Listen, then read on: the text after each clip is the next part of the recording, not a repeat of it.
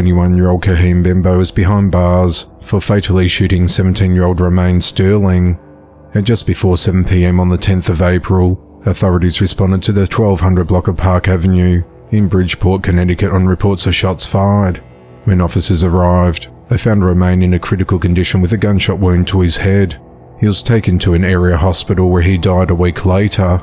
During the investigation, they identified Kaheem as a suspect in Romaine's murder.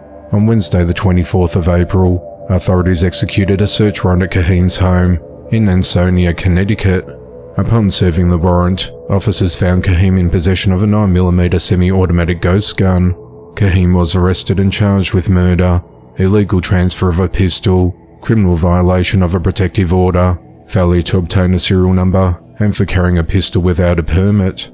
On Monday the 29th of April, Kaheem was arraigned in the Bridgeport Superior Court and remains held at the Fairfield County Jail on a $2 million bond. The motive of the killing is unclear, as the investigation into the matter continues. Authorities are searching for 19-year-old Jaquan Curry, who's wanted for fatally shooting 38-year-old Ronald Diggs. Detectives said that around 2:30 a.m. on Monday the 29th of April, a fight between several people broke out inside a Waffle House at 1712 North High Street in Columbus, Ohio, and then spilled outside. During the altercation, Jaquan pulled out a gun and fired a shot, striking Ronald in the chest. When first responders arrived, they found Ronald laying on the ground in a critical condition. He was taken to the Ohio State University Wexner Medical Center, where he was pronounced dead at 3:06 a.m. Police said that 2 other people were injured during the fight and were treated at a nearby hospital.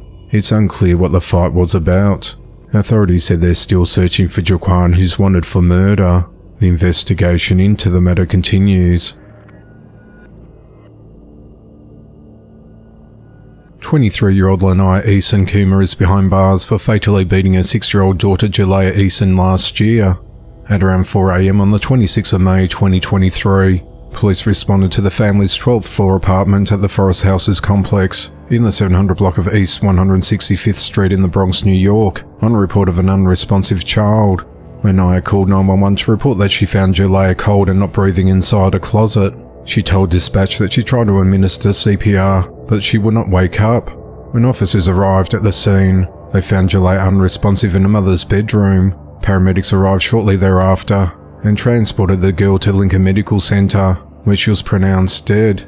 Investigators said that the girl had trauma to her wrists and torso and was living in squalid conditions, with sore clothing, trash and other items tossed around the apartment.